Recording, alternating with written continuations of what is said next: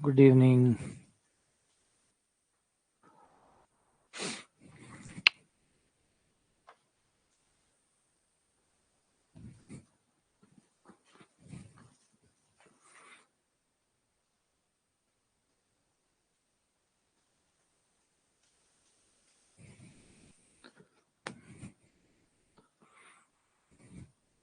राधे राधे।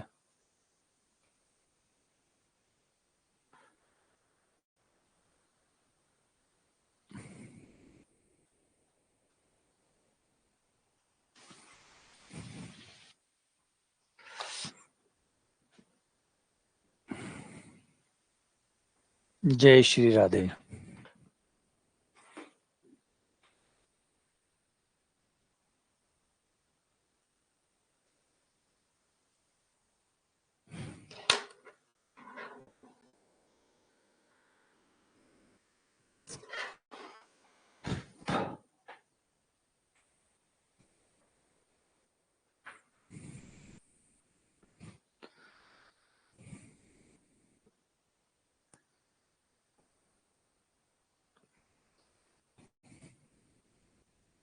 ठीक है।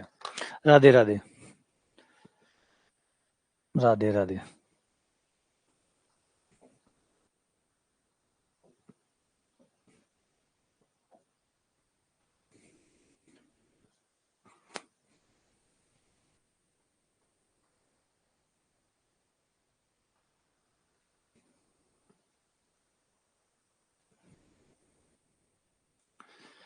चलो सवालों को आगे करते हैं, जितने कर लिए।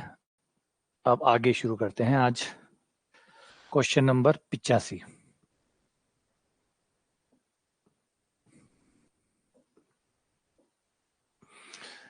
बिंदु अल्फा बीटा गामा वर्त x square plus Y square बराबर ए स्क्वायर और जेड बराबर 0 से गुजरने वाले गोले का समीकरण ज्ञात कीजिए। थोड़ा सा मिक्स टाइप के क्वेश्चन करने की कोशिश करेंगे। ये कह रहा है कि ये जो व्रत है, इस व्रत से गुजरने वाले गोले का समीकरण ज्ञात कीजिए। इस व्रत को सम्माहित करने वाले गोले का समीकरण ज्ञात कीजिए जो आगे जाके अल्फा बीटा गामा से भी गुजरता हो। तो थोड़ा सा ध्यान देने की जरूरत है। सवाल बहुत अच्छा है क्योंकि बहुत बढ़िया तरीके से इसको बनाया हुआ है। अगर आप गौर करें तो ये गोला हुआ नहीं, x square plus Y square बराबर ए स्क्वायर गोला नहीं हुआ, गोला नहीं है ये, लेकिन व्रत है। बोलो ये कैसे हुआ? ये क्या गोला है? अब तो आप समझने लायक हो गए, अब तो समझदार हो गए। क्या ये गोला है? क्या ये गोला है? क्या ये गोला है? तो आप कहेंगे नहीं सर, ये गोला नहीं है, ये बेलन है। ये बेलन है, ये गोला नहीं, बेलन है।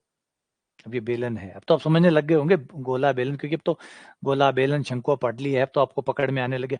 याद रखिए कि गोला जो व्रत है वो सिर्फ आप गोले को काटकर, गोले को समतल से काट के ही व्रत नहीं बनता, बल्कि बेलन को भी, अगर बेलन को भी आप काटेंगे समतल से तो भी व्रत बन सकता है। बेलन को भी समतल से काटने पर व्रत बन सकता है। तो व्रत की परिभाषा अब थोड़ी सी और इनलार्ज होगी, और बड़ी इनलार्ज होगी, कि गोले को काटकर भी आप व्रत बना सकते हैं, गोले को भी काटकर आप व्रत बना सकते हैं, बेलन को भी काट के व्रत बना सकते हैं, और शंकु को भी काटकर व्रत बना सकते हैं। तो यहां पर बेलन को काटकर व्रत बनाया गया। तो इसने गलत कहा क्या? इसने गलत कहा क्या? नहीं, क्वेश्चन ने गलत नहीं कहा, क्वेश्चन ने सही कहा कि यह व्रत है, बिल्कुल व्रत है। इसने ये थोड़ी कहा कि गोले को काटकर व्रत बनाया गया, नहीं, इसने ये नहीं कहा कि गोले को काटकर व्रत बनाया गया। इसने कहा कि ये व्रत है, तो बिल्कुल व्रत है, बिल्कुल व्रत है, बिल्कुल झूठ नहीं बोल रहा बंदा, एकदम सही बोल रहा है कि ये व्रत है, बिल्कुल व्रत है। ठीक है ना? तो क्वेश्चन की भाषा, इसलिए मैंने कहा ना क्वेश्चन बहुत बड़ी है, समझने लायक है ये क्वेश्चन कि क्या कहना चाहता है। तो व्रत तो है, लेकिन अब क्वेश्चन आगे क्या कहता है? इस व्रत से गुजरने वाले गोले का समीकरण। इस व्रत, ये जो व्रत है, इस व्रत से गुजरने वाले गोले का समीकरण। और हमें याद है किसी व्रत से गुजरने वाले गोले का समीकरण होता है एस प्लस लैम्डा पी बराबर 0। गोले का समीकरण होता है, व्रत से गुजरने वाले गोले का समीकरण होता है एस प्लस लैम्डा पी बराबर 0, जहां एस गोले का समीकरण होता है। लेकिन फंस गया, हमारा काम अटक गया। हमारा काम इसलिए अटक गया कि हमारे पास गोला है ही नहीं, हमारे पास तो बेलन है। तो एस प्लस लैम्डा पी कैसे लगाएं? एस प्लस लैम्डा पी लगाएं तो कैसे लगाएं? एस फॉर स्पेयर, यहाँ पे गोला चाहिए, गोला है नहीं, तो अब क्या करें, तो थोड़ा सा दिमाग लगाएंगे और इसको ऐसे करेंगे, x square plus Y square plus 0 square बराबर ए स्क्वायर। ऐसा कर सकते हैं, कोई फर्क पड़ेगा? बोला ना, कोई फर्क नहीं पड़ेगा, कोई फर्क नहीं पड़ेगा। 0 की जगह मैं z रख दूं तो, 0 की जगह अगर मैं z रख दूं तो अब भी कोई फर्क नहीं पड़ेगा, बात एक ही है। तो मैंने बड़ी समझदारी से क्या किया, बेलन को समतल से काट के जो वृत्त बन रहा था उसको गोले से काटने वाला वृत्त बना दिया। बात एक ही है, वही वृत्त है, कुछ नहीं बदला। अभी भी आप z का मान 0 रखो, आपका सेम वही वृत्त आ जाएगा, वही वृत्त है, लेकिन मैंने वृत्त को कन्वर्ट करा दिया गोले के अंदर। ये एक स्टेप मैंने आगे चला गया। अच्छा, क्यों किया मैंने ऐसे? क्योंकि मुझे इस वृत्त से गुजरने वाला गोला चाहिए था। वो तब बनता है जब एस प्लस लैम्डा पी हो। समतल मेरे पास था लेकिन मेरे पास गोला नहीं था, तो मुझे बेलन को गोला में बदलना था, समझे? तो अब हमारा काम हो जाएगा। अब हमारा वृत्त से गुजरने वाले गोले का समीकरण आ जाएगा।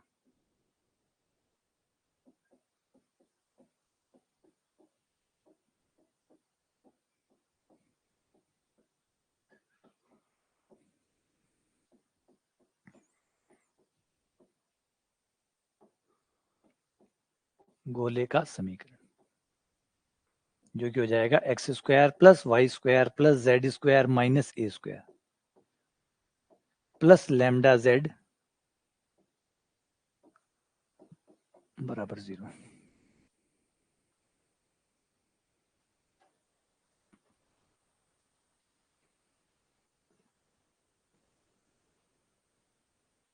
तो अब आपका बिंदु दिया है अल्फा बीटा गामा, इससे गुजार दो और लैम्डा बाहर आ जाएगा। तो ये सवाल बहुत ही खूबसूरत हो गया, शानदार ट्रिक जो है वो हमने खेली है यहाँ पर, अद्भुत, बड़ी ही अद्भुत ट्रिक जो है वो हमने यहाँ पे खेल गए, हम कमाल का खेल गए।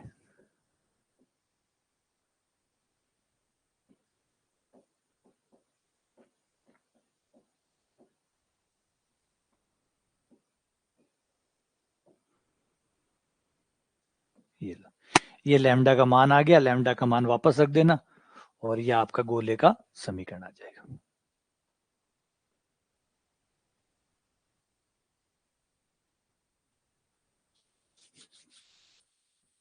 तो आइडिया समझ में आया आपने कि हमने क्या, किस तरीके से हमने चेंज किया, किस तरीके से x square plus Y square बराबर ए स्क्वायर, ये जो इतना सा भाई है, ये जो इतना सा बेलन है, इस बेलन को हमने चेंज कर दिया गोले के अंदर।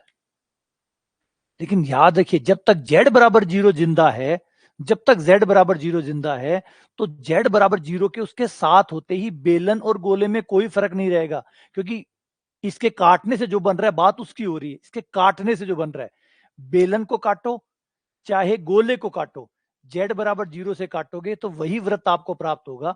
इसीलिए जब तक z बराबर 0 जिंदा है, तब तक गोले का प्रतिच्छेद और बेलन का प्रतिच्छेद एक ही है। तो इसमें जो जान फूकी है वो है z बराबर 0 ने, z बराबर 0 ने हमारी इज्जत रख ली, z बराबर 0 ने इज्जत रख ली। देखिए, ये बेलन है, ये समतल है, लेकिन दोनों मिलाकर वृत्त है, दोनों मिलाकर वृत्त है, दोनों मिलाकर वृत्त है।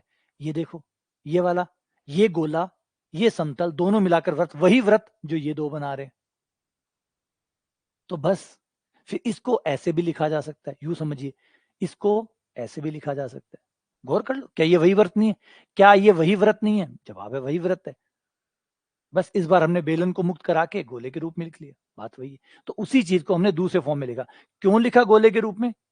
क्योंकि क्योंकि हमें वो गोला चाहिए था जो इस व्रत से जाता हो, और वो तभी आएगा जब एस प्लस लैम्डा पी करेंगे, और एस प्लस लैम्डा पी के लिए हमें गोले का समीकरण चाहिए और समतल का समीकरण चाहिए, इसलिए हमें इसे गोले के रूप में, उसी चीज को हमने गोले के रूप में लिख के हल किया। जमी बात? बात जमी कि हमने क्या किया, हमने उसी व्रत को गोले के फॉर्म में कन्वर्ट कर दिया। हमने उसी व्रत को, व्रत वही है, सेम व्रत वही है।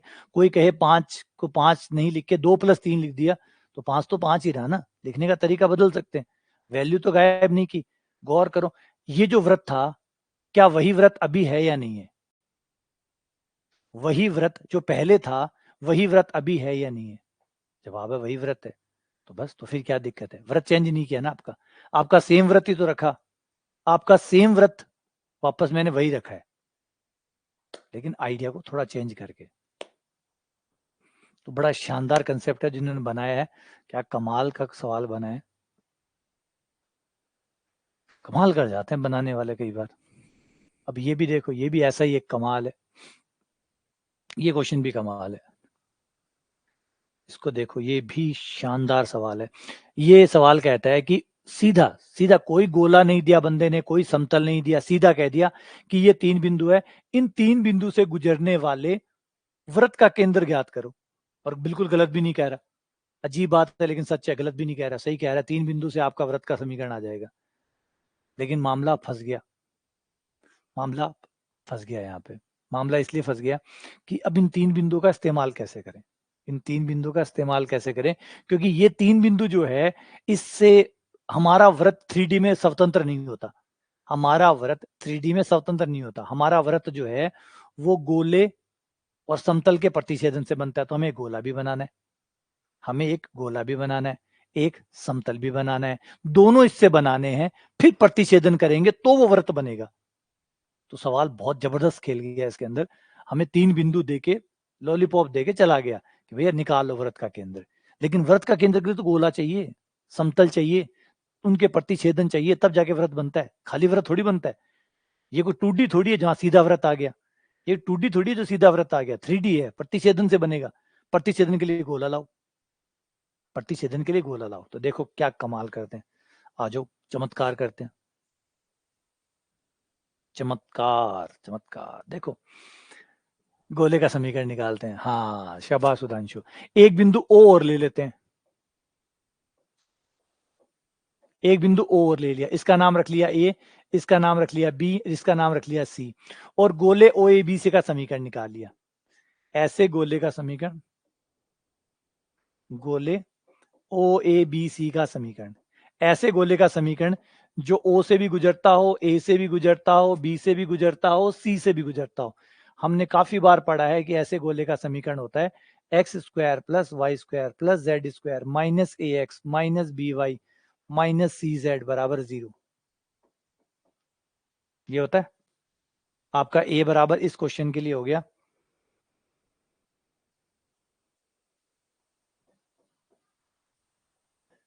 बी बराबर 2, सी बराबर 3, तो मान रख दो यहाँ पे। तो ये हो गया आपका गोले का समीकरण।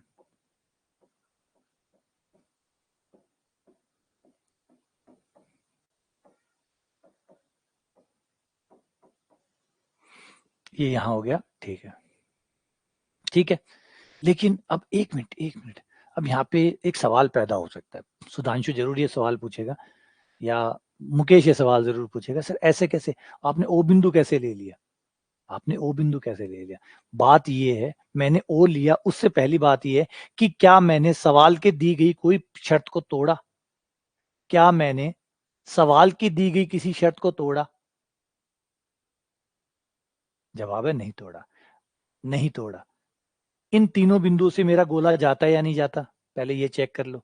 इन तीनों बिंदुओं से जाता है या नहीं जाता, तो इन तीनों बिंदुओं से जाता है, तो मैंने सवाल की कोई भी शर्त मैंने नहीं तोड़ी, है ना। आदमी समझ रहे, अपराध कब कहलाता है, जब किसी नियम की आप, है ना, नियम को तोड़ते हैं, तोड़ते हैं। तो क्या मैंने किसी नियम को तोड़ा? क्या अभी जो मैंने गोला बनाया वो 100 से गुजरता है नहीं गुजरता? गुजरता है। 020 से गुजरता है नहीं गुजरता? बोला गुजरता है। 003 से गुजरता है नहीं गुजरता? बोला गुजरता है। तो गुजरता है तो क्या दिक्कत है? आपको याद होगा 6ठी 7वीं के अंदर जब आप परमे प्रूफ करते थे तो लाइनें खींच देते थे रचना करने पर, रचना करते थे नहीं करते थे? रचना करते थे नहीं करते थे? एक लाइन को आगे बढ़ाने पर रचना करते थे ना। सवाल तो नहीं था ना, वो परमे में वो नहीं था ना, रचना आप करते थे ताकि उसको प्रूफ किया जा सके। आप रचना करते थे कुछ 1-2 एक्स्ट्रा लाइनें खींचकर ताकि उसको प्रूफ किया जा सके। तो रचना करना गलत नहीं है। आपकी जो शर्त है जो दी गई है, अगर मैं उससे तोड़ता हूं तो मैं गलत साबित होऊंगा, उसके अलावा मैं अगर 1-2 चीज और एक्स्ट्रा ऐड कर देता हूं तो मैं गलत साबित नहीं होऊंगा। यही मैंने यहाँ पे किया, मैं यहाँ पे वो रचना की है। माना मेरा गोला इन 3 से तो गुजरता ही गुजरता है, साथ में O से भी गुजरता है। अब समतल का भी समीकरण निकाल लेते हैं।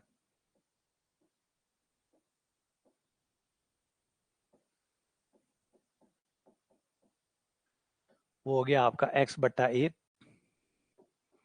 y बट्टा b, z बट्टा c बराबर 1। तो x बट्टा 1, y बट्टा 2, z बट्टा 3 बराबर 1। बोल गया? हाँ बिल्कुल ले सकते हैं। मैंने कहा ना रचना कर सकते हैं। आप याद करो 10वीं को, अपनी 10th क्लास को याद करो।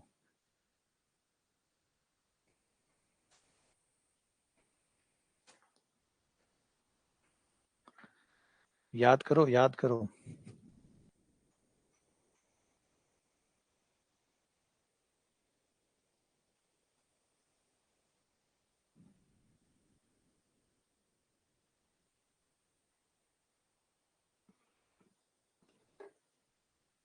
याद करो 10th क्लास वाला, 7वीं 8वीं वाला, जब आप एक्स्ट्रा, और वो क्यों मुझे याद आया कि जब आप 90 त्रिभुज के तीनों कोणों का योग 180 डिग्री होता है, ये प्रूफ करने के लिए आप याद करिए, आप जो आधार होता था, आधार के समांतर एक रेखा खींचते थे, रचना करते थे, ताकि उसको प्रूफ किया जाए। तो रचना करना, या जो परमे जो कह रही है उससे पहले वो शर्तें नहीं टूटनी चाहिए, जो दे रखी है वो नहीं टूटनी चाहिए, वो मत तोड़ो। उसके बाद में आप कुछ भी बनाओ, बस वो लॉजिकल होना चाहिए, गलत नहीं होना चाहिए।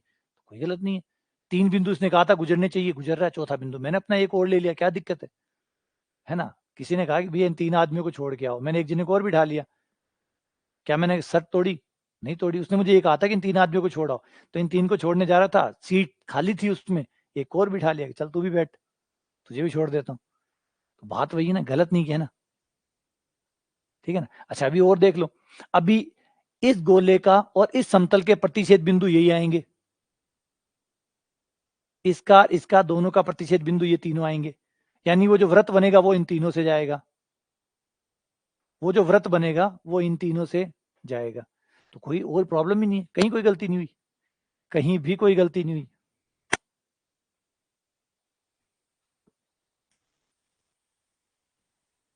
है ना? ये है हमारा मास्टर स्ट्रोक। ये आपका समतल था,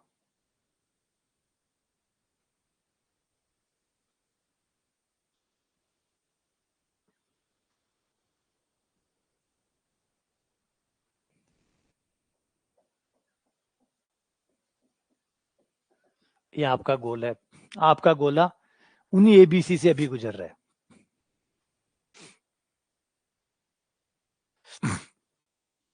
हो गया क्लियर बात है?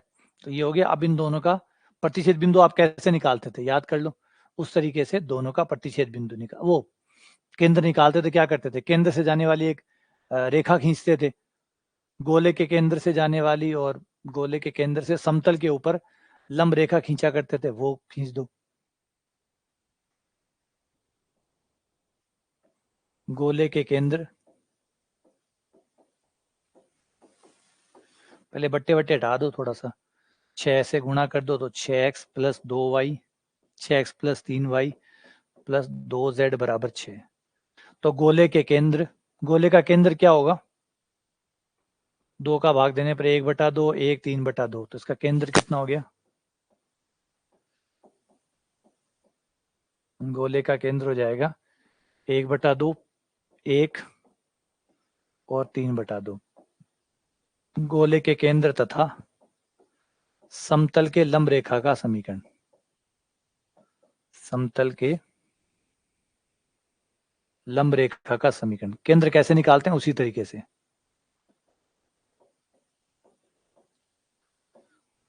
तो x माइनस 1/2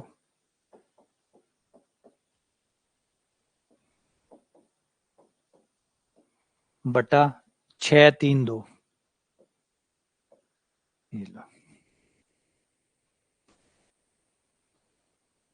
ठीक है। अब इस पे एक बिंदु मान लो, अब इस पे एक बिंदु मान लो लैम्डा, इस रेखा का और इस समतल का दोनों का प्रतिच्छेद बिंदु वृत्त का केंद्र होगा। इन दोनों का प्रतिच्छेद बिंदु वृत्त का केंद्र होगा। ठीक है ना।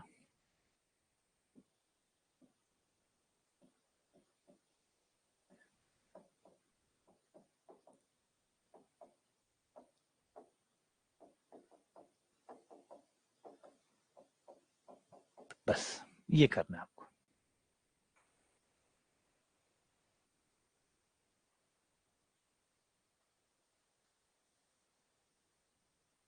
नहीं, तब नहीं होगा, तब नहीं होगा। अगर आप पूरे वाला समीकरण ले लें और फिर हम 3 बिंदुओं से निकालने की कोशिश करें तो नहीं निकलेगा। देखिए, गणित को ऐसे नहीं है कि आप कोई सवाल को लें और कोई सवाल को व्यापक तरीके से करें, तो ये कुछ ट्रिक्स होती है जो अगर आप इस्तेमाल नहीं करेंगे तो उसके दरवाजे नहीं खुलेंगे। जैसे दरवाजा है, उसकी एक चाबी होती है, वो चाबी आप नहीं लगाएंगे तो वो दरवाजा नहीं खुलेगा। अब आप कहोगे व्यापक तरीके से क्यों नहीं खुल रहा, तो व्यापक तरीके का नहीं है, वहां पे वो जुगाड़ है, वो व्यवस्था है, वो की है उसकी, वो की जब तक नहीं लगाओगे तब तक वो ओपन नहीं होगा। ठीक है, तो यहाँ पे की वाला सिस्टम है। ये जो चीज है ना, ये यही बस मास्टर स्ट्रोक होता है। ये जो चीज, ये जो सोच पाता है ना, ये जो कर पाता है, ये चीजें जो कर पाता है ना, ये जो अलग से सोच पाता है, ऐसा कुछ कर पाता है बिना, रिपीट करूं, बिना नियमों को तोड़े।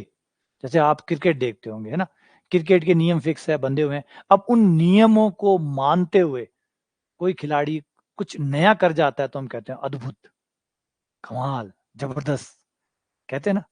नियम वही है, नियम नहीं तोड़े उसने। नियम तोड़ते तो ग्राउंड के बाहर चला जाएगा या पेनल्टी लग जाएगी। नियम नहीं तोड़ सकता। उस नियमों के भीतर भीतर रह के वो अपनी कलाकारी जो दिखाता है, जो रचनात्मकता दिखाता है, बस वही उसका कमाल है।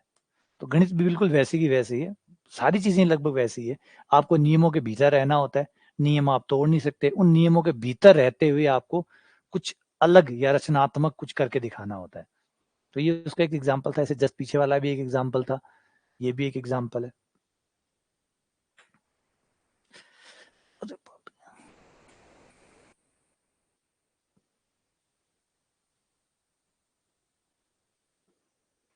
चलो अगले सवाल पे आते हैं। नेक्स्ट, इसे ट्राई करो, मैं इतने में पेन ठीक करता हूँ।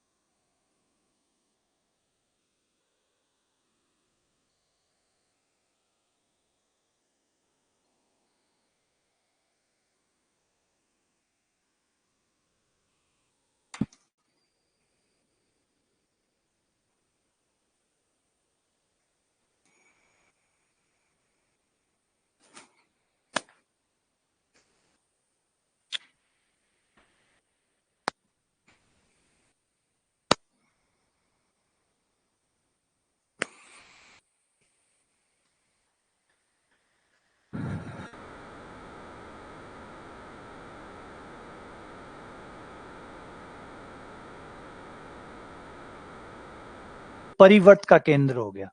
परिवर्त का केंद्र है ना, एक तरह से वो परिवर्त हो गया। अगर आप कल्पना कर पाए तो वो 100 020 003 जो है वो परिवर्त का केंद्र हो गया, वो त्रिभुज बन गया, त्रिभुज बन गया।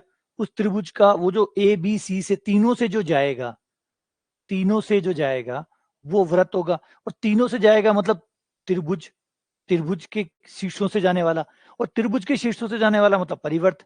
तो कहने का मतलब परिवर्त का केंद्र ज्ञात करो, परिवर्त का केंद्र ज्ञात करो, परिवर्त का केंद्र ज्ञात कर लो।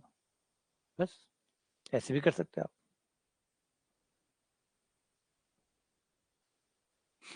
है ना, परिवर्त का केंद्र से भी ज्ञात किया जा सकता है।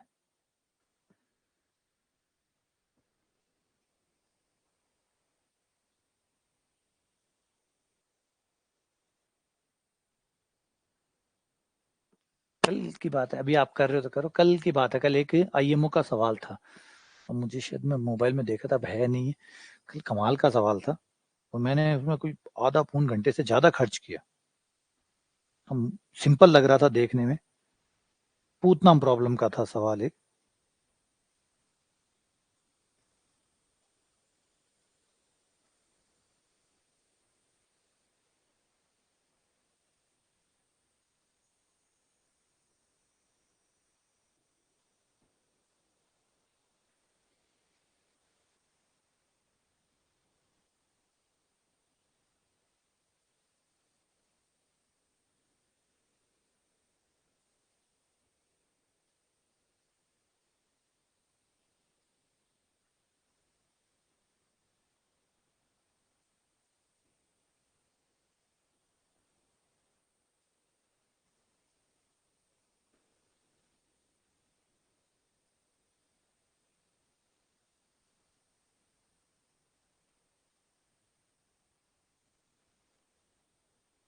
चला गया यार, वो मोबाइल में दिख नहीं रहा। गजब सा सवाल था, शानदार सवाल था, इतना मतलब पजलिंग क्वेश्चन था वो, कि भाई एक्स वाई का मान निकालना था, और ऐसे उसको बनाने वाले ने इस तरीके से उस सवाल को बनाया था, इतना पजलिंग था कि मैं तो करते जा रहा हूँ, वो और बढ़ते जा रहा है, करते जा रहा हूँ, और बढ़ते जा रहा है। मैंने यार ये क्या, देखने में तो ऐसा लग रहा था कि वो हो जाएगा, करूंगा तो 2-3 स्टेप में हो जाएगा, लेकिन इसको कर रहा हूँ तो ये तो खेलता जा रहा है मेरे साथ। तो इतना मतलब गहरा सवाल था, इतना अच्छा सवाल था। जैसे सिम सिम वाला ना, खुल जाए सिम सिम, जैसे सुधांशु कह रहा है, वैसा सा सवाल था। आप एक दरवाजा खोल रहे हैं, दूसरा फिर तैयार है, तीसरा फिर तैयार है। तो वो मस्त सवाल होते हैं, बनाने वाले कई बार इतने शानदार चीजें बनाते हैं। इस क्वेश्चन में देखो ज्यादा माथापच्ची करने की जरूरत ही नहीं है। ये आपका रहा व्रत, ठीक है। इस व्रत से गुजरने वाले गोले का समीकरण ज्ञात कर लो। इस व्रत से गुजरने वाले गोले का समीकरण, तो ये हो जाएगा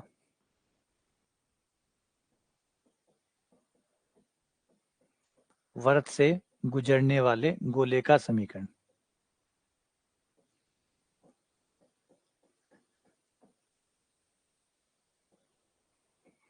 गोले का समीकरण।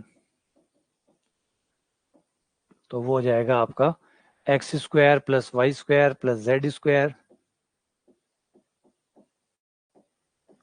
-16 plus lambda into 2x -3y plus 6z -7। अब ये क्वेश्चन क्या कह रहा है कि ये जो व्रत है ये उस गोले का वृत्त वृत्त है, ये उस गोले का वृत्त वृत्त है। तो अगर उस गोले का वृत्त वृत्त है तो इसका इसका जो केंद्र होगा वो निकाल लो, वो केंद्र समतल पे होगा, इसका केंद्र समतल पे होगा। तो ये हो गया x square plus Y square plus Z square plus 2 lambda x 3 lambda y 6 lambda z 7 lambda -16 बराबर 0। तो इसका केंद्र आपका आ जाएगा, यहाँ से u बराबर आ जाएगा लैम्डा, v बराबर -3 लैम्डा बाई 2 और w बराबर 3 लैम्डा। केंद्र हो जाएगा माइनस का u माइनस का v और माइनस का w,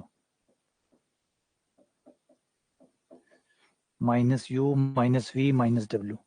तो माइनस u हो जाएगा आपका माइनस लैम्डा, v हो जाएगा minus minus plus 3 lambda by 2 और w हो जाएगा माइनस का 3 लैम्डा।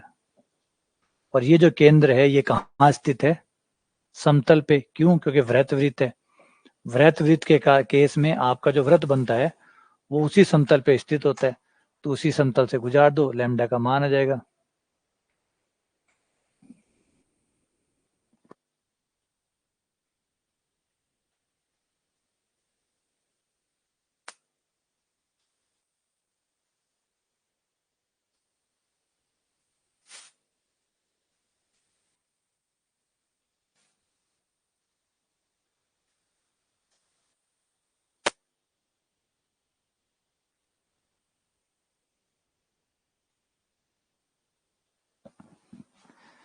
तो यहां जब आप रखोगे,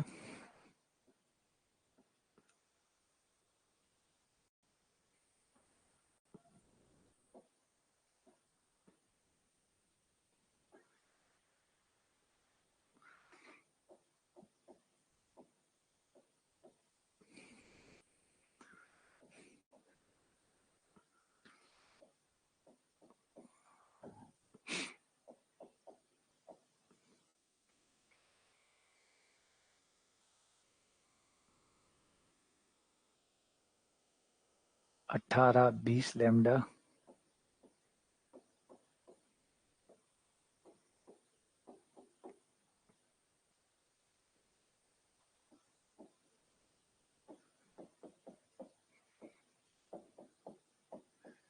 लैम्डा बराबर 2/7, वो रख दो। ये लैम्डा का मान लाके वापस यहाँ रख दो और ये आपका आंसर आ जाएगा।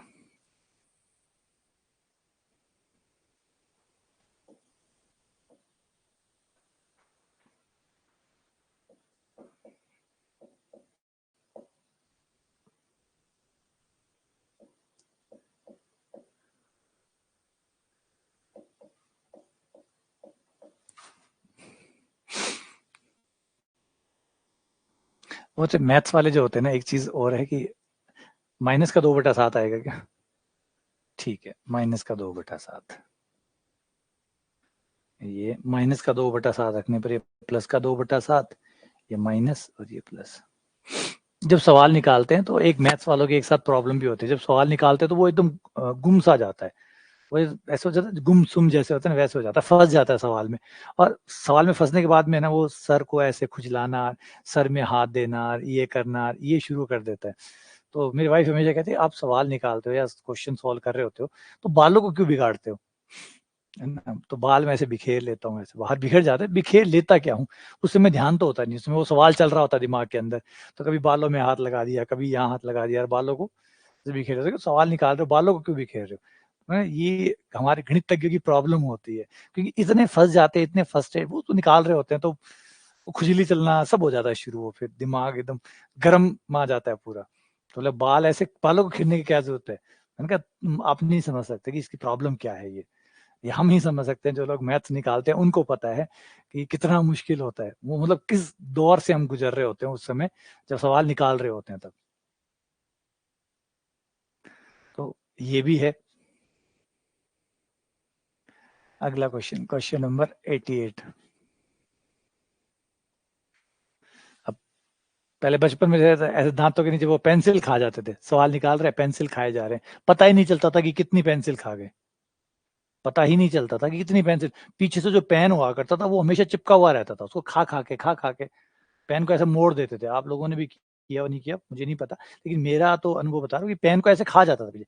ऐसे सवाल देख रहा हूँ, सवाल नहीं हो रहा, ध्यान ही नहीं है कि पेन को खाए जा रहा हूँ, ध्यान ही नहीं है कि पेन को खाए जा रहा हूँ, पेंसिल है तो पेंसिल खा गया, पेन है तो पेन को खा गया, इतना पेन खा जाता था। तो अब ध्यान रहता था, सवाल सोच रहा हूँ क्योंकि दिमाग तो सवाल पे चल रहा है, उसको ढूंढ रहा हूँ कैसे करूँ कैसे करूँ कैसे करूँ, और उस ध्यान ध्यान के अंदर।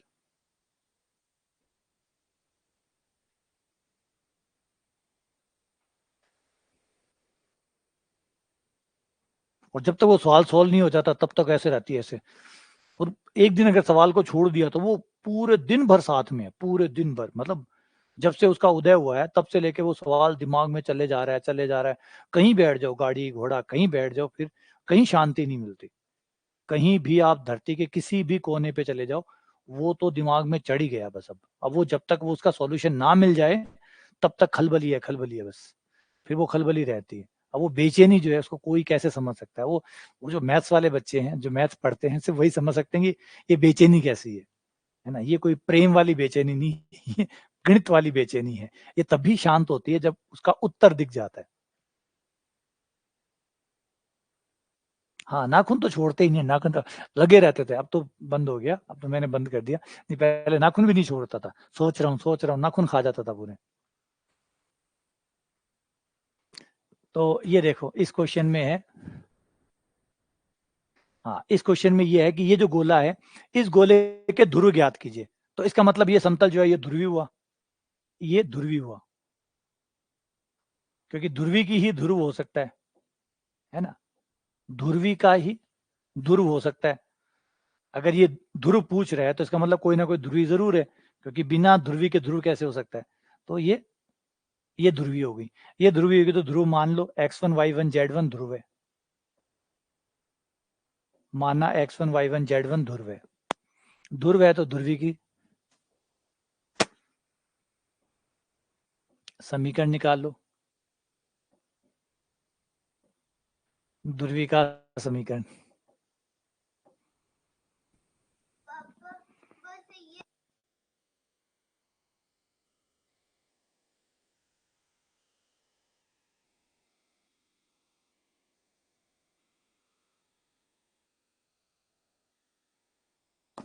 ये हमारे छोटे वाले लाल हैं, ये सारा दिन मेरे इर्द गिर्द ही घूमते रहते हैं।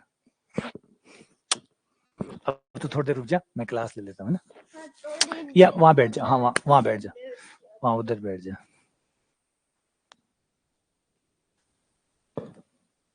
ये सारा दिन यहीं घूमते रहते हैं मेरे आसपास ही, ये भी थोड़ा थोड़ा पढ़ते रहते हैं। तो ध्रुवी का समीकरण,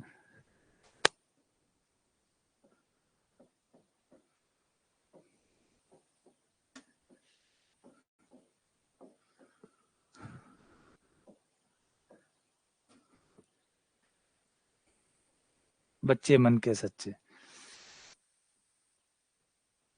तो ये हमारे ध्रुवी का समीकरण हो गया। एक ध्रुवी का समीकरण में दिया गया, दोनों की तुलना कर लो।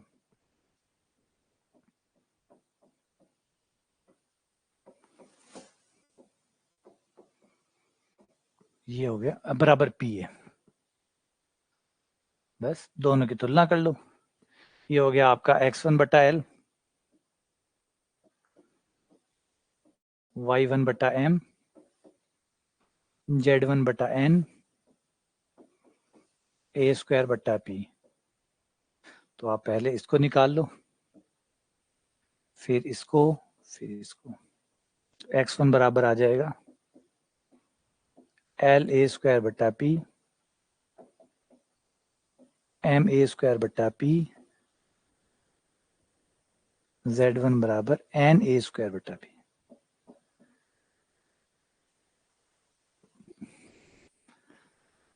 मैथ अच्छी नहीं लगती, सारा दिन अब घर पे रहते हैं तो और कोई होता नहीं है, तो बस मेरे ऑफिस में ही वहां घूमते रहते हैं, बैठ जाते हैं, थोड़ा देर तंग हो जाते हैं, परेशान हो जाते हैं सुनते सुनते, तो मेरे पास आ जाते हैं, यहाँ पे आके थोड़ी देर ये यहाँ गैलरी में जहाँ मैं पढ़ा रहा हूँ वहीं पे घूमते रहते हैं।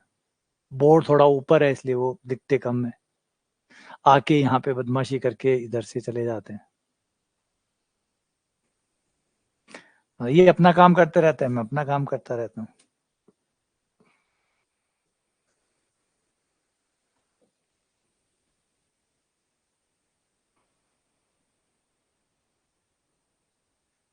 अगला क्वेश्चन,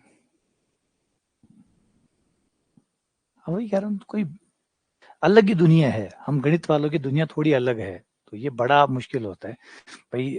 सबसे मुश्किल क्या होता है, जब आप शादी करने जाते हैं, ये चीज आप लोगों को बड़ा पेचीदा डाल देती है। जैसे होता है ना कि कहते हैं, एक चीज, अगर आपका जो जीवन साथी है वो आपके सब्जेक्ट से नहीं है तो चलो कोई बात नहीं, लेकिन एटलीस्ट इतना समझदार हो कि वो आपको ये समझ सके कि ये बंदा इस सब्जेक्ट का है। जैसे डॉक्टर है तो डॉक्टर की जीवन वैसा नहीं होगा एक नॉर्मल आदमी की तरह, उसका जीवन स्पेशल टाइप का होगा।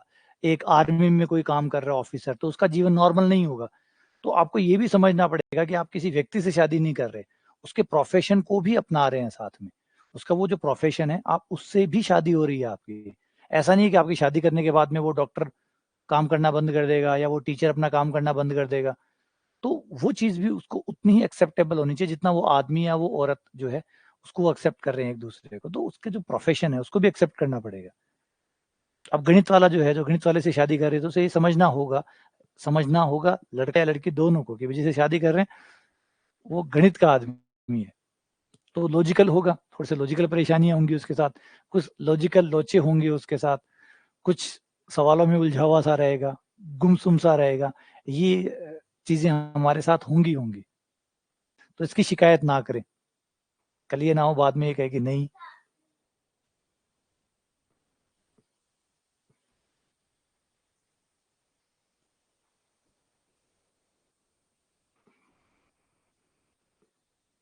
तो क्या कह रहा है क्वेश्चन, खींचा गया स्पर्श समतल निर्देशीय अक्षों को एबीसी अंतःखंड काटता है, ठीक है। कौन? स्पर्श तल। तो इसका स्पर्श समतल मान लो, माना स्पर्श बिंदु x1 y1 z1 है।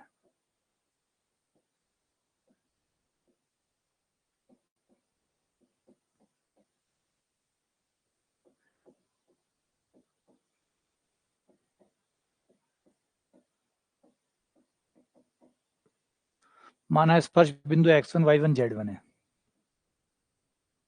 तो आपका स्पर्श तल का समीकरण आ जाएगा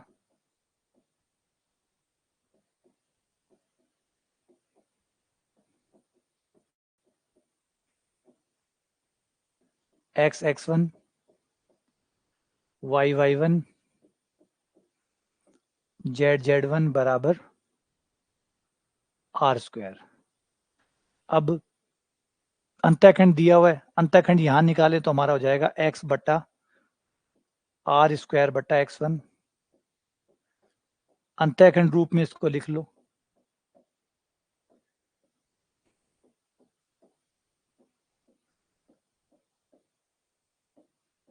ये लो, ये आपका रूप आ गया। दिया गया है कि अंतःखंड ये a है, वो b है, वो c है। तो a बराबर हो गया,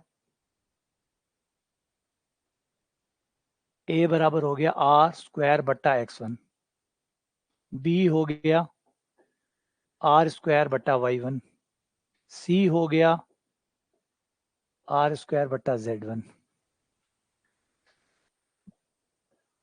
x1 बराबर हो गया r² बट्टा a, y1 बराबर हो गया r² बट्टा b, यहां से z1 बराबर हो गया r² बट्टा c। तीनों समीकरण का वर्ग करके जोड़ने पर जैसे ही वर्ग करके जोड़ोगे तो ये आ जाएगा x1 का स्क्वायर प्लस y1 का स्क्वायर प्लस z1 का स्क्वायर बराबर r की पावर 4 बट्टा a², r की पावर 4 बट्टा b², r की पावर 4 बट्टा c²। ठीक है, ये बिंदु जो है ये गोले पे स्थित है। यह बिंदु जो x1 y1 z1 बिंदु है, स्पर्श बिंदु, ये गोले पे स्थित है। गोले पे स्थित है यानी गोले को संतुष्ट करेगा, है ना। स्पर्श बिंदु तो दोनों पे होता है, तो वो इस पे भी होगा।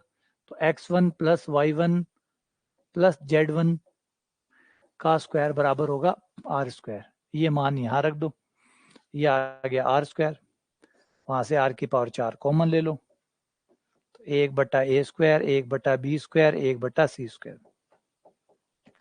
r की पावर 4 इधर आते ही 1/r² बचेगा। 1/r² बराबर 1/a² plus 1/b² plus 1/c²। 1/a² plus 1/b² plus 1/c² बराबर 1/r²। तो आंसर आएगा 1/r²। तो ये आंसर हो गया। समझ में आ गया? समझ में आ गई?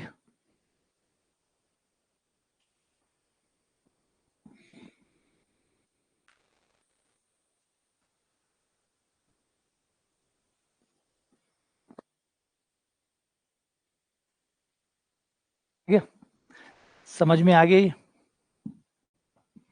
ठीक है।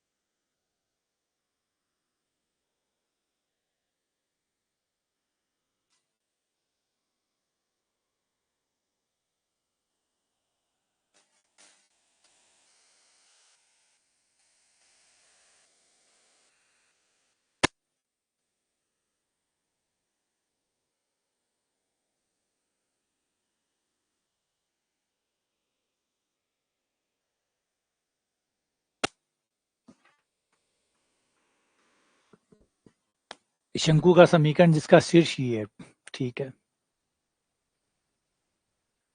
शंकु का शीर्ष 110 है, तो जनक रेखा का समीकरण हो जाएगा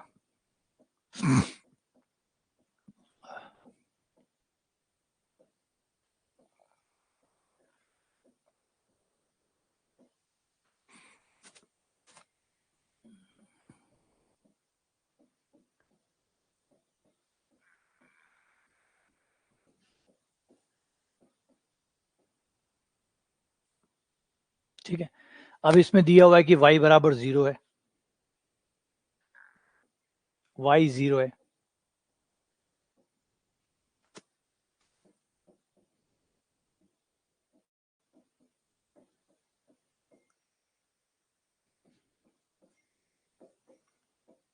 यहां से x का मान निकाल लो, x का मान आ जाएगा 1 माइनस L बटा M, y 0 है ही, z का मान ये यहाँ आ जाएगा तो ये हो जाएगा माइनस N बटा M, y आपका 0 है ही, ये तीनों मान ले जाके समीकरण में डाल दो,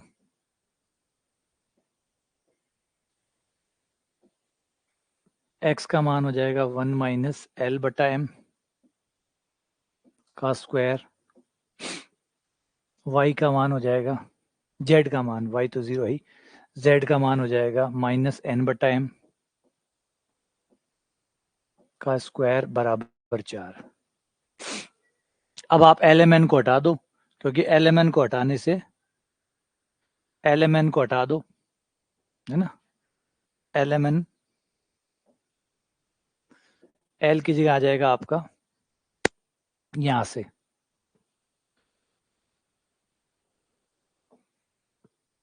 L, इसको बराबर में लैम्डा ले लो या 1 बटा लैम्डा ले लो, तो L बराबर हो जाएगा आपका x माइनस 1 बटे लैम्डा,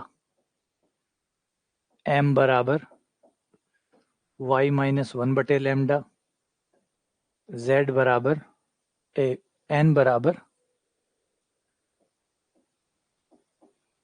Z बटा लैम्डा। ये LMN को हटा दो तो आपको समीकरण मिल जाएगा, M का मान x माइनस 1 तो y माइनस 1 प्लस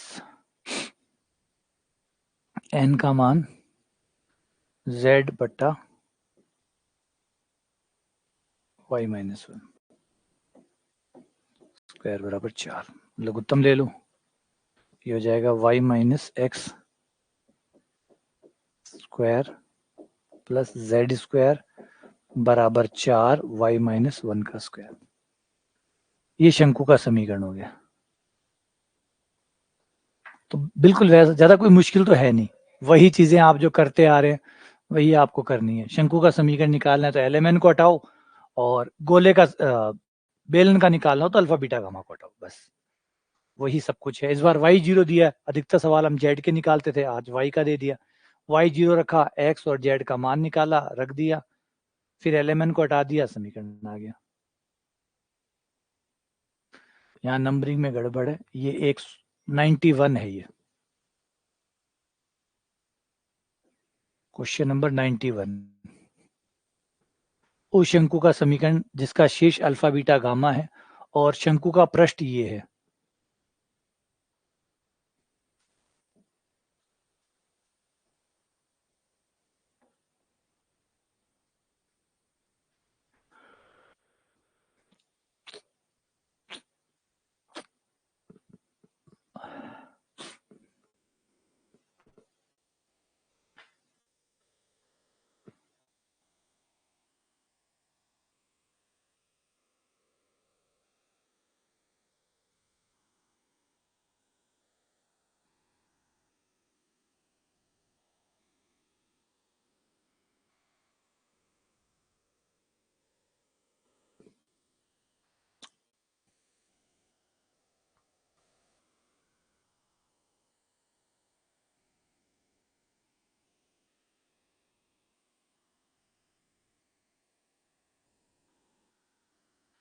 ये कैसे होगा? शंकु का समीकरण जिसका शेष अल्फा बीटा गामा है और जो पृष्ठ को स्पर्श करता है,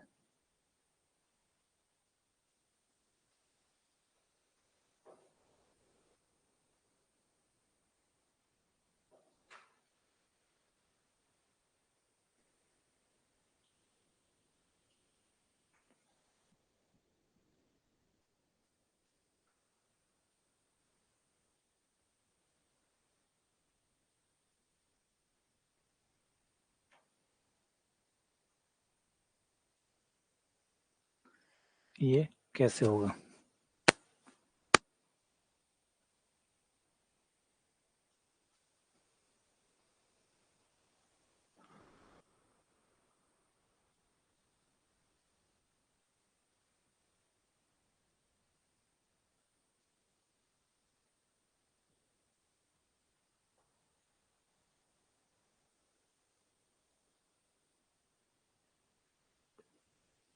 इसका एक बार मैं देखो इसको कैसे करोगे।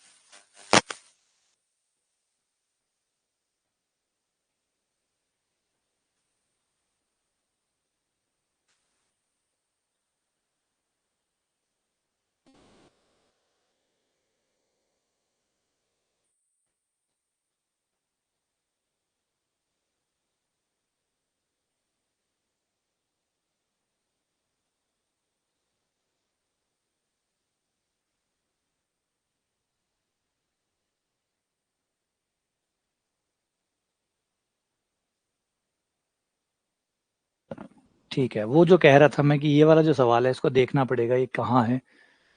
ठीक है, इसमें कुछ कमी तो नहीं है या कोई y बराबर 0 या कोई समतल वमतल कुछ है या नहीं है, तो वो इसमें गायब है। तो इसको देख के फिर करेंगे। एक बार 91 को इसको छोड़ देते हैं, आगे बढ़ते हैं। 92 ये क्वेश्चन है, उसमें कहा गया उस लंबवर्तीय शंकु का समीकरण क्या होगा जिसका शीर्ष मूल बिंदु है और ये जो रेखा है ये तो उसकी अक्ष रेखा है, ये उसकी जनक रेखा है। एक उसकी जनक रेखा है, एक उसकी अक्ष रेखा है।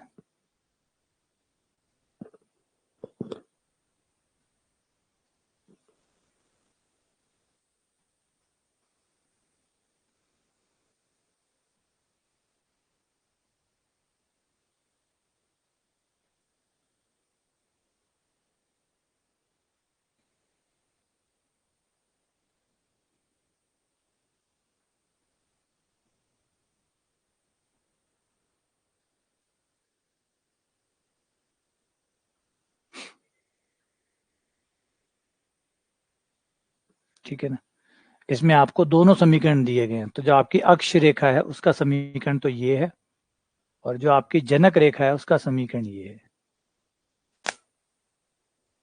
तो बताओ लंबवर्तीय शंकु का समीकरण क्या होगा। तो पहले एक काम करते हैं, दोनों के बीच का जो कोण है वो निकाल लेते हैं। ये हमारी जनक रेखा, ये होगी हमारी अक्ष। ठीक है, ये अक्ष हो गया x माइनस 0 बटा 1, y माइनस 0 बटा 1 और z माइनस 0 बटा 1। ठीक है, ये आपका जनक रेखा हो गई। जनक रेखा दी गई है, इसको ठीक से लिख लो। x माइनस 0 बटा 1 बटा 2, y माइनस 0 बटा 1 बटा 3, z माइनस 0 बटा माइनस 1 बटा 5।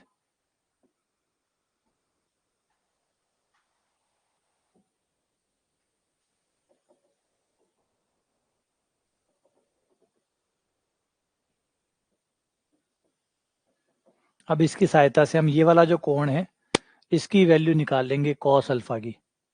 कॉस अल्फा बराबर आ जाएगा a1 a2 b1 b2 c1 c2 बटा इन सब का वर्गमूल करके वो वर्ग वाला। तो a1 a2 हो जाएगा 1 बटा 2 गुणा 1, a1 a2 plus b1 b2 b1 b2 plus c1 c2 बटा अंडर रूट 1 का स्क्वायर प्लस 1 का स्क्वायर प्लस 1 का स्क्वायर, अंडर रूट 1 बटा 4 प्लस 1 बटा 9 प्लस 1 बटा 25।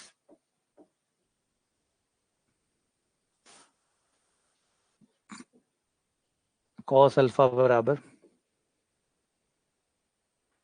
तो ये हो जाएगा लघुत्तम लेने के बाद ऊपर वाला हो जाएगा 30 लघुत्तम आएगा ऊपर, तो ये आ गया 15 प्लस 10 माइनस 6 बटा नीचे का हो जाएगा अंडर रूट 3 इंटू लघुत्तम आ जाएगा बहुत बड़ा सारा आ जाएगा, वहीं पे काट लो तो ठीक रहता। 30 से काटते तो भी नंबर बड़े तो आएंगे। तो ये आपका वर्गमूल आ जाएगा 4 भी आ जाएगा, 9 भी आ जाएगा, 25 भी आ जाएगा। लघुत्तम आ गया 4 9 25, 4 कट गया तो ये 225 आ गया, 9 कट गया ये 100 आ गया, प्लस ये 36 आ गया। तो 25 में से 19 19 बटा 30 ये हो गया बटे अंडर रूट 3 इंटू ये टोटल हो जाएगा हमारा 1 बटा रूट 3 हुआ है क्या,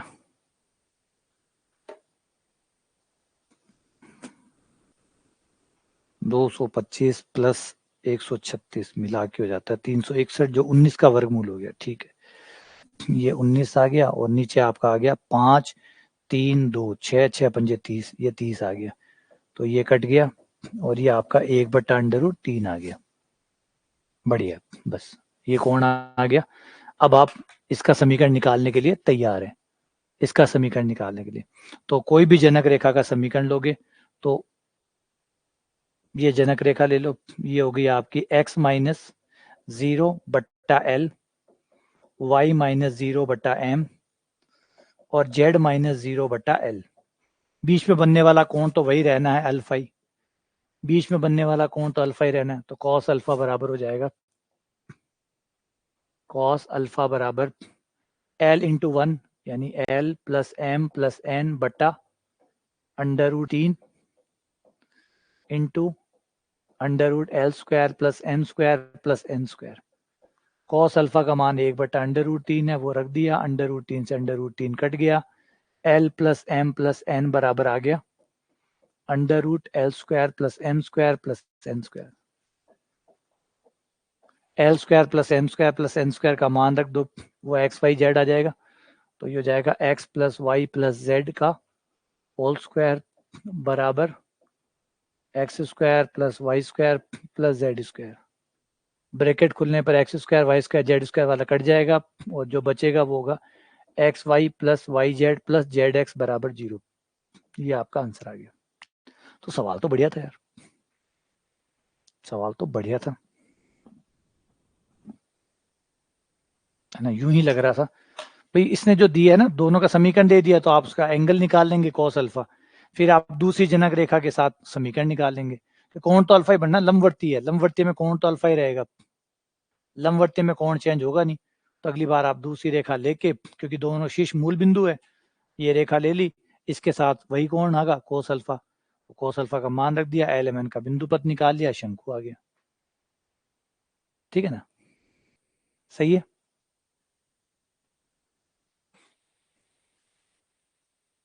ठीक है, चलो आगे 93।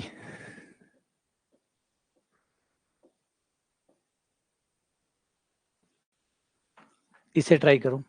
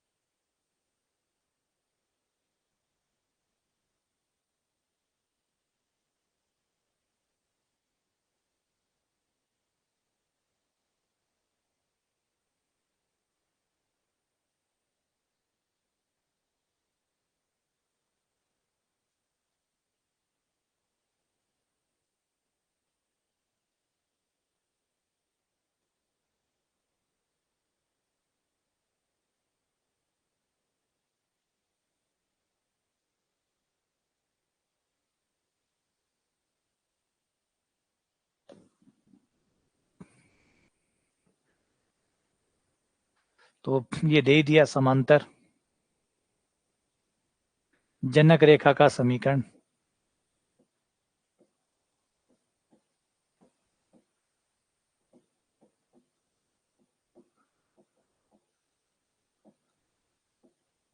एक्स माइनस अल्फा बटे एल,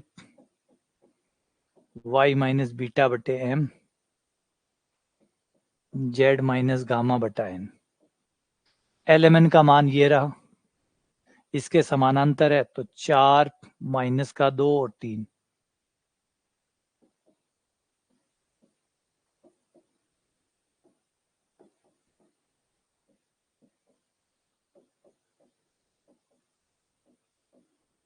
चार माइनस का 2 और 3। ठीक है, आगे इसने क्या दिया है, z बराबर 0। z बराबर 0 लाने पर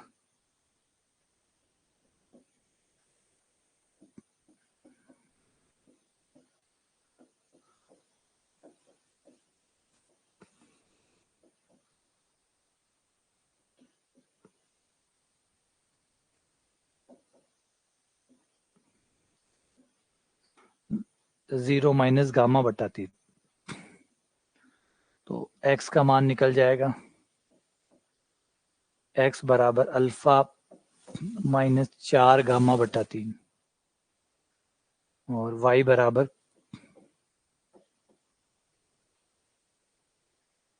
बीटा प्लस 2 गामा बटा 3, और z का मान 0 हो ही गया। ये मान ले जाके जो अन्य समीकरण है उसमें रख दो, तो ये हो जाएगा 4 इंटू एक्स का मान हो जाएगा अल्फा माइनस 4 गामा बटा 3 का square, plus 2 into beta plus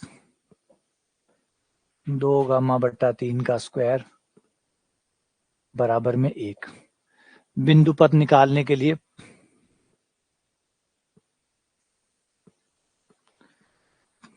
मान रख दो, बिंदु पथ निकाल लो।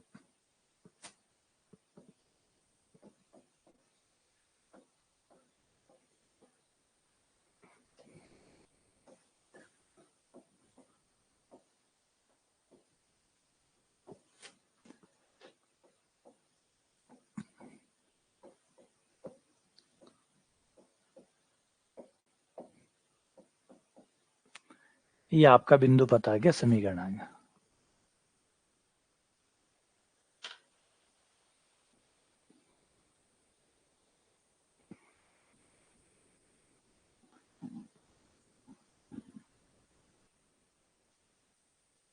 क्लियर है, आगे समझ। चलो एक और है लास्ट, इसको और पूरा कर दो बस, फिर खत्म। ये हमारा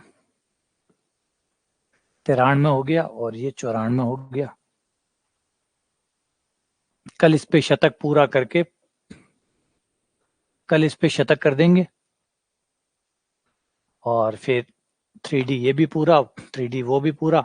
और मंडे से फिर नए सिरे से, पहले मैं एक दो क्लासेस लूंगा मंडे, तो एक दो क्लासेस आपसे लूंगा, और क्या क्या इंप्रूवमेंट हम कर सकते हैं, क्या क्या नई चीजें ऐड कर सकते हैं चीजों के अंदर, कौन कौन सी चीजें हैं जिसको और बेहतर बनाया जा सकता है, कौन सी चीजें ऐसी है जिससे डायरेक्ट बेनिफिट होगा आप लोगों को।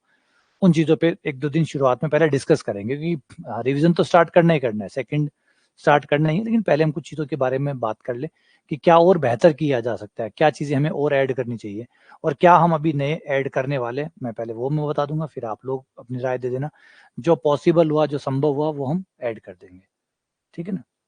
तो अभी तो आज और कल, कल लास्ट इसको कंप्लीट कर देंगे। अब ये सवाल है, इसको फटाफट कर दो ताकि फिर फ्री, आप भी फ्री मैं भी फ्री।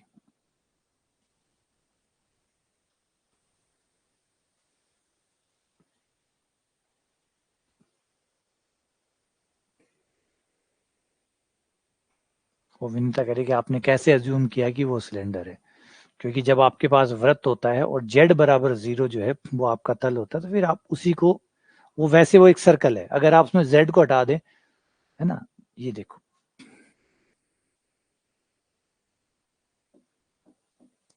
बताया था मैंने आप लोगों को, याद होगा ये, कि ये जो है ये वृत्त है, ये वृत्त है, ये 2D में एक वृत्त है, जब आप 2D पर हैं तो ये एक वृत्त है, लेकिन इन 3D,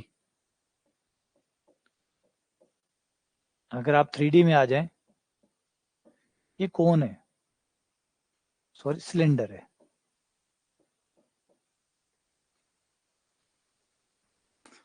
2D में ये सर्किल है और 3D में ये सिलेंडर है। बड़ा अजीब है लेकिन सच है, बड़ा ही अजीब है लेकिन बड़ा सच है। 2D के अंदर ये सर्कल है, 3D के अंदर ये सिलेंडर है।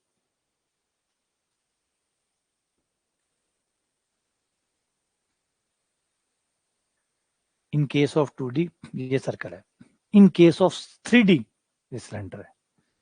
बड़ा अजीब लगता है ना, बड़ा अजीब लगता है। इसका मतलब ये हुआ कि अगर अगर जो हमें कहते सिक्स सेंस अगर किसी के पास आ जाए, तो वो हमसे बेटर चीजों को देख पाएगा, है ना। जैसे हम कहते हैं ना सिक्स सेंस, पांच सेंसेस तो सबके पास होते हैं, हर नॉर्मल आदमी के पास पांच सेंसेस होते हैं, लेकिन एक स्पेशल व्यक्ति होता है जिसके पास सिक्स सेंस होता है, तो सिक्स सेंस ये इफेक्ट डालता है।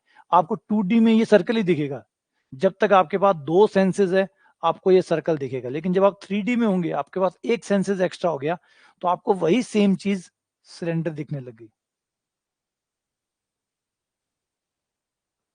आपको जब आप, ये चीज है ना, ये जब आप सिर्फ 2 डायमेंशनल देख सकते हैं तो तब तक आपको ये सर्कल दिखेगा, लेकिन अगर आपकी क्षमता बढ़ जाए देखने की, तो आपको यही सेम चीज सिलेंडर दिखेगी। अजीब है, ये कैसे हो सकता है, ये कैसे हो सकता है, मतलब यही हो सकता है, कमाल है गुरुदेव, कमाल है ये, यही तो है। इसका मतलब मैथ्स भी जादू करती है, मैथ्स भी जादू करती है। दिखाऊं क्या आपको,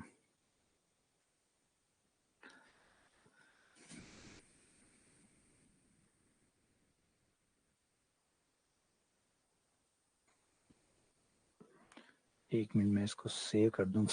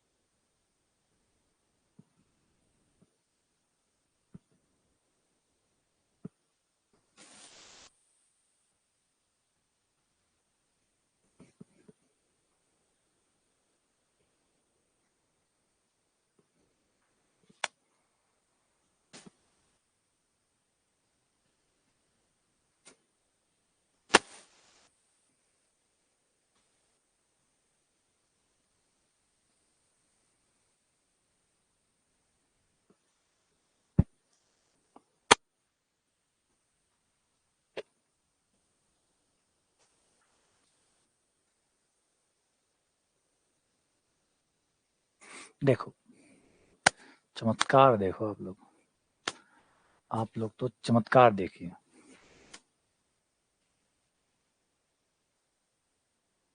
ये देखो, गौर करना।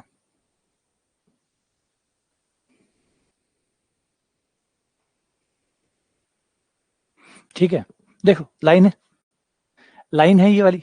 थोड़ा डार्क कर देता हूँ ताकि आपको साफ दिखे।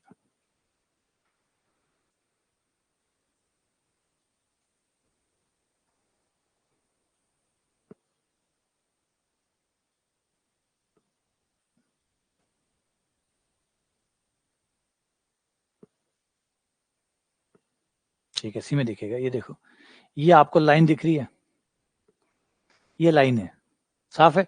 x plus y equals to 1, ये लाइन है ना। अब गौर करना है, इसी को हम 3D पे ले चलें। इसी को अगर हम 3D पे ले चलें,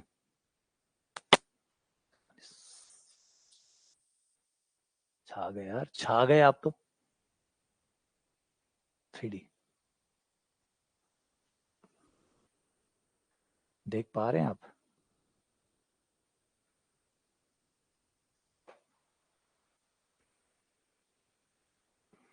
दिखाई दिया? अच्छा, जब भी आपको 2D देखना हो ना, ये देखो, ये दो,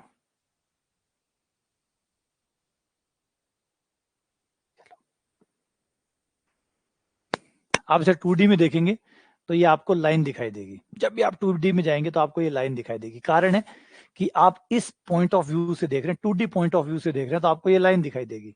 लेकिन जैसे ही आप 3D पॉइंट ऑफ व्यू में जाएंगे, ये देखो, ये 2D पॉइंट ऑफ व्यू में आपको ये लाइन है, लाइन नहीं है, ये कतई लाइन नहीं है। आप देख कहां से रहे हैं? आप इसको 2D फॉर्म पे देख रहे हैं। 2D फॉर्म पे ये लाइन है, 2D फॉर्म पे ये लाइन है। लेकिन इन केस ऑफ 3D, अगर आप इसके तीनों एक्सिस को देखना चाहें एक साथ, तब आपको समतल दिखेगा, वरना समतल नहीं दिखेगा। समतल तब तक नहीं दिखेगा जब तक आप एक्स वाई जेड तीनों को ना देखें। जब आप तीनों को देखेंगे तो यही लाइन आपको समतल नजर आएगी, यही लाइन आपके लिए समतल होगी। लेकिन कब? जब आप उस व्यू से देखेंगे जहां से आपको तीनों दिखते हो, एक्स वाई जेड। अगर आपने एक को भी गायब करने की कोशिश की, आपने एक को भी गायब करने की कोशिश की, तो ये लाइन दिखेगी आपको। एक को भी गायब किया तो आपको ये लाइन दिखेगी। जब आप तीनों को देखेंगे तभी आपको ये जो समतल है ये नजर आएगा। देखो, दिख रहा है, ये समतल है। लेकिन कब तक? जब तक आप 3D में देखते हैं इसको। जैसे ही आप 2D में जाएंगे ये लाइन बन जाएगी। तो इसका मतलब है कि जो 2D देख सकते हैं, जिनकी क्षमता सिर्फ 2D देखने की है, उन्हें ये दुनिया में लाइन दिखेगी। और मैं जो 3D देख सकता हूं, मैं दुनिया को यकीन कभी नहीं दिला पाऊंगा कि ये समतल है। आप किसी को भी ये यकीन नहीं दिला पाएंगे कि ये प्लेन है। X plus y equals to 2 एक प्लेन है। कोई यकीन ही नहीं करेगा, आपका बकवास बोल रहा है, झूठ बोल रहा है। X plus y equals to plane नहीं है, वो तो एक लाइन है। मैं कहूंगा प्लेन है, वो कहेंगे लाइन है। मैं कहूंगा प्लेन है। अब कारण क्या है? उसकी क्षमता 2D देखने की है, तो उसे हमेशा वो लाइन ही दिखेगी, और मुझे हमेशा वो प्लेन दिखेगा, क्योंकि मेरी क्षमता एक एक्स्ट्रा है, तो मुझे वो प्लेन दिखता है। तो आपकी सीमाओं से परे जब आप जाते हैं तो यही स्थिति आपके साथ होती है ना। कितना महत्वपूर्ण हो जाता है ना। चलो एक और ट्राई करते हैं।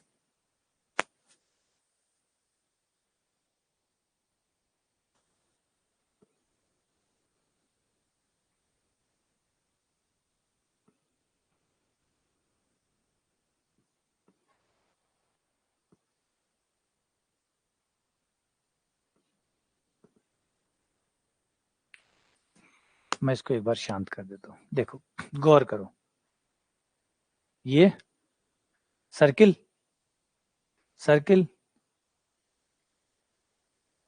सही है। अगर आपसे एक्सटेंड करें इन 3D और फिर देखें, अरे ये तो बेलन बन गया, ये तो बेलन बन गया, ये तो व्रत था ना, ये तो व्रत था, बेलन कैसे हो गया? साला कमाल है। ये तो कमाल है, तो बेलन कैसे बन गया? तो धोखा है, जादू कर रहे हैं। मैं कोई जादू नहीं कर रहा, मैं एक्चुअली वही कर रहा हूँ जो एक्चुअली में होता है। अब पता ऐसा क्यों हुआ? गौर किया आपने ऐसा क्यों हो रहा है? ये अभी आपने गौर किया कि ऐसा क्यों हुआ? इस बात का गौर कर रहे हैं आप कि ये ऐसा क्यों हो रहा है, क्यों एक वृत्त जो है वो बेलन बन गया जेड पे आते, जेड पे आते ही ये बेलन कैसे बन गया, ये जो अच्छा खासा वृत्त था ये बेलन कैसा हो गया। अच्छा इसके अंदर देखना है क्या, ये लो खोखला, ये देखो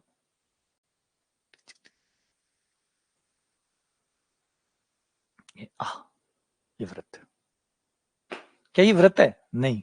अब आप इसको ऊपर से देख रहे हैं, ऊपर से देखने से क्या हुआ, ऊपर से देखने से आपने एक डायमेंशन जो है वो खत्म कर दिया।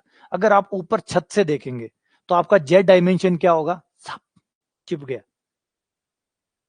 अगर आप छत से देखेंगे, मैं ऊपर से देखूंगा तो मुझे लंबाई चौड़ाई नजर आएगी और गहराई वाला जो है वो गुम हो जाएगा और वो खत्म हो गया। अब वो आपके वृत्त बन गया, जबकि वो बेलन था, वो बेलन था।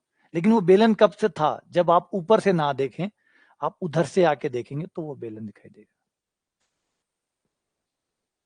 ये देखो, ये आप ऊपर से देख रहे हैं। अब इसमें क्या हुआ, इसमें कहां गया जेड, जेड कहीं नहीं गया। जेड ये है जो दिख नहीं रहा है, ओवरलैप हो गया एक दूसरे के ऊपर, एक दूसरे के, एक जैसे पेन है, ये देखो इतना बड़ा ना, अगर ये अब क्या दिख रहा है आपको, पेन दिख रहा है, नहीं, अब आपको खाली ये दिख रहा है। पेन गायब थोड़ी हुआ है, पेन गायब नहीं हुआ, लेकिन आप जिस पॉइंट ऑफ व्यू से देख रहे हैं, जहां से आप देख रहे हैं, वहां से आपको सिर्फ ये निब दिखाई देगी, पेन नहीं दिखाई देगा। लेकिन अगर आप इधर आ जाओ या इधर आ जाओ तो आपको ये पूरा पेन दिखाई देगा। तो आप कहोगे कि ये तो निब है खाली, नहीं, ये खाली निब नहीं है, पेन भी है। सिर्फ एक पॉइंट से देखोगे तो आपको निब ही दिखाई देगी। जैसे कोई हाथी के पीछे खड़ा हो तो उसको क्या दिखाई देगा, उसको पूंछ दिखाई देगी, वो कहेगा हाथी की छोटी सी पूंछ होती है। क्या वो गलत कह रहा है, नहीं। अगर आगे जाएगा तो उसको दांत भी दिखाई देंगे। तो आप एक पीछे खड़े होकर पूरे हाथी को नहीं देख सकते, तो आपको व्यू बदलना पड़ेगा, तब आपको कई चीजें और भी दिखेगी जो और भी है। हाथी में सूंड भी है अच्छे खासे लंबे लंबे दांत भी है, लेकिन पीछे खड़े होके आप वो नहीं देख सकते। पीछे तो आपको वो छोटी वाली पूंछ ही दिखाई देगी। तो आप पीछे खड़े हो, फिर कह रहे हो बताओ सूंड कहाँ है, हम कैसे मान ले सूंड है। तो मानने मानने की जरूरत ही नहीं है, आप अपनी जगह बदलो, सूंड भी दिख जाएगी। तो ये हमारा होता है बेलन शंकु। अच्छा होता कैसे इसको चलते हैं वापस से हमारे, इसमें हुआ क्या, अच्छा हुआ सेव कर दिया था। इसमें हुआ क्या, इसमें कहानी ये हो जाती है, जब आप 2D पे होते हैं,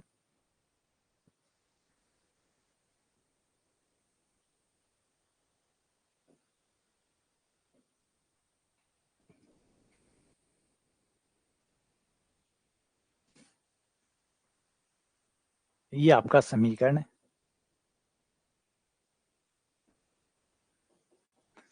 2D पे ये है x square plus Y square बराबर 1। ठीक है, अब जब आप 2D पर हैं तो ये सर्कल है, जब आप 2D पर हैं तो ये सर्कल है। लेकिन जैसे ही आप इसमें जेड लेंगे, जैसे आप जेड लेंगे तो इस समीकरण में तो जेड है ही नहीं, यानी यह समीकरण जेड बराबर 0 पे भी सत्य है। यह समीकरण आपकी जेड बराबर 0 पे, तब क्योंकि जब आपने जेड ले लिया है, जेड नहीं लिया था तब तक तो आपका 2D था, ये वृत्त था। लेकिन जैसे आपने जेड ले लिया, अब हम क्या करते हैं, हम देखते हैं कि ये बात कहां कहां तक सत्य है, ये बात कहां कहां तक सत्य है। ये बात जेड बराबर 0 पे सत्य है, बिल्कुल सत्य है। अच्छा जेड बराबर 1 पर भी सत्य है, बिल्कुल सत्य है, क्योंकि जेड तो इसमें है ही नहीं, इसका जेड से कोई लेना देना ही नहीं है, इसका जेड से कोई लेना देना नहीं है। तो ये जेड बराबर 1 पर भी सत्य है, 2 पे भी सत्य है। तो आपका जो सर्कल होता है वो रिपीट करना शुरू कर देता है। वो जेड बराबर 0 पे बन गया, 1 पे भी बन गया, 2 पे, 3 पे, 4 पे, 5 पे और डैश, वो रिपीट होना शुरू हो जाता है। वो चीज अपने आप को रिपीट करना शुरू कर देती है फिर, क्योंकि जेड का कोई फर्क ही नहीं पड़ रहा। आपने जेड एक्स तो ले लिया, लेकिन जेड का कोई फर्क नहीं पड़ रहा, तो वो चीज रिपीट करना शुरू कर देती है। जो गणित सही गलत की बात है, गणित जो है वो सही गलत की बात है। तो सही गलत कहां हुआ, अगर जेड का मान 0 हो तो क्या ये बात सही है, बोला हाँ सही है। जेड का मान 1 हो तो भी सही है। जेड का मान 2 तो भी सही है, क्योंकि जेड का कोई लेना देना ही नहीं है। तो जेड का मान चाहे कुछ भी हो, ये सही है। तो फिर ये जो आकृति है ये रिपीट होना शुरू हो जाती है, जेड बराबर 1 2 3 4 सब पे, और आपका ये जो वृत्त है बन जाता है बेलन, वृत्त बन जाता है बेलन। ऐसी आपकी रेखा, ऐसी वो जो रेखा वो प्लेन कैसे बनी, ऐसी वो आपकी प्लेन बनी। ये आपकी रेखा x प्लस वाई बराबर 1, ये सत्य है, ठीक है, x प्लस वाई बराबर 1 सत्य है। जब आपने zx नहीं लिया तब तक ये बोर्ड पर है, ये लाइन है, लेकिन जैसे ही आपने zx लिया, अब ये लाइन z बराबर 0 पे भी सत्य है, z बराबर 1 पे भी सत्य है, 2 पे भी सत्य है, तो ये लाइन रिपीट होना शुरू होगी, और ये लाइन रिपीट होते होते क्या बन गया, एक समतल बन गया, फिर ये प्लेन बन गया समतल, प्लेन बन गया समतल। तो ऐसे ही फिर वो रिपीटेशन होना शुरू हो जाता है और लाइन से समतल बन जाता है, वृत्त का बेलन बन जाता है, क्योंकि वो जेड के मान का उस पर कोई फर्क ही नहीं पड़ रहा, और वो जेड के हर मान के लिए सत्य है, तो फिर वो अपने आप को रिपीट करना शुरू कर देती है, तो वृत्त बन जाता है बेलन, रेखा बन जाती है समतल। तो इसीलिए मैं कहता हूं कि जो बात है x बराबर 1 जो है, एक्स वाई बराबर 1 जो है, वो रेखा है, कब तक, जब तक 2D पे हो।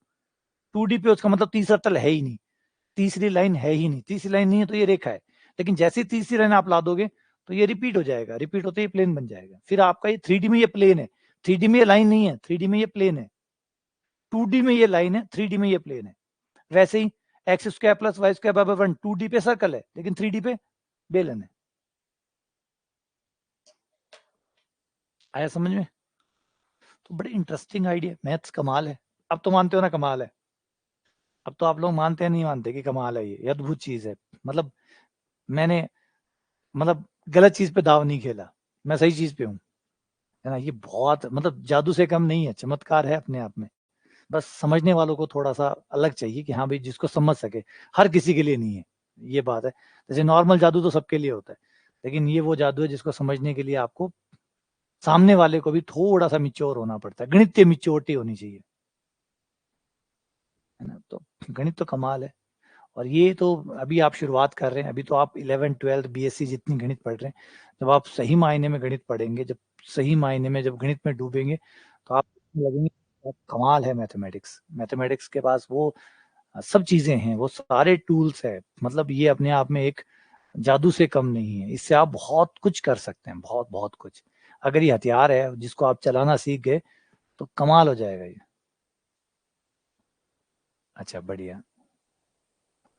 नहीं बता रहा हूँ कि भाई लोगों को कई बार लगता है कि नहीं मैथ्स तो खाली नंबरों का खेल है, खाली समीकरणों का खेल है, थोड़ा दो तीन इधर उधर पटको, सॉल्व कर लो और आंसर निकाल लो। बिल्कुल ऐसा नहीं है कि इधर उधर पटको और मान निकाल लो, ये उतना खेल नहीं है, ये उससे ज्यादा है। ये रियलिटी है, ये आपकी रियलिटी है, आपकी वास्तविकता है, जिसे आप गणितीय रूप में लिख के बहुत कुछ पता लगा सकते हो। जो सबसे आप लोगों को मैं हमेशा कहता हूँ, उसके पास एक बड़ी जबरदस्त पावर है कि आप अगर इसके अंदर थोड़ी सी इंफॉर्मेशन डालोगे तो ये आपकी इंफॉर्मेशन को डबल करके देगा, ये आपकी इंफॉर्मेशन को डबल करके देगा, दुगना करके देगा, 3 गुना करके देगा। जैसे एक इक्वेशन क्या करती है, एक इक्वेशन को देखो, एक इक्वेशन क्या करती है, एक इक्वेशन करती है कि यहां पर आप इसमें x का मान दो, ठीक है, आप इसे x का मान दोगे तो ये आपका y का मान दे देगी, देगी नहीं देगी? आपने तो x का मान दिया ना, इक्वेशन ने आपको y का मान दे दिया। तो इक्वेशन की कमाल की बात यह है कि आप कुछ ज्ञात चीजें, जो नाउन है, जो आप जानते हैं, वो आप दे देते हैं, बदले में ये आपको अननाउन चीजें दे देती है। इसीलिए ये न्यूमेरोलॉजिस्ट है, ये एस्ट्रोलॉजिस्ट है, ये इसी पे तो काम करते हैं, और दो तीन अज्ञात चीजें डालते हैं। आपकी जन्म तारीख क्या है, आपकी जन्म तिथि क्या है, आपका जन्म स्थान क्या है, आपका जन्म समय क्या है, ये कुछ जो ज्ञात चीजें जो आपको पता है वो आपसे लेते हैं, वो डालते हैं, और अज्ञात चीजें आपको बताते हैं, 10 साल बाद आपके साथ ये होगा, 2 साल बाद ये होगा, और अभी आपके जीवन में ये चल रहा है। तो ये कोई बड़ा जादू नहीं है, ये मैथमेटिक्स का फंडामेंटल है कि भाई आप कुछ दोगे इसको, कुछ गिवन चीजें जो आपको पता है पहले से वो आप दोगे, और कुछ अज्ञात चीजें आपको वापस लौटा देगा। तो ये फ्यूचर है, ये एक तरह से गणित जो है वो आपके पास्ट प्रेजेंट और फ्यूचर को कनेक्ट करता है, तीनों को कनेक्ट करता है, यहाँ पे सारे जवाब हैं आपके पास, है ना। ये चीज कमाल है। हाँ, ये तो करना ही पड़ेगा, मैथ्स की भाषा भगवान की भाषा है। चलिए मिलते हैं आप लोगों से दोबारा नेक्स्ट क्लास में, कल सुबह फिर मिलते हैं।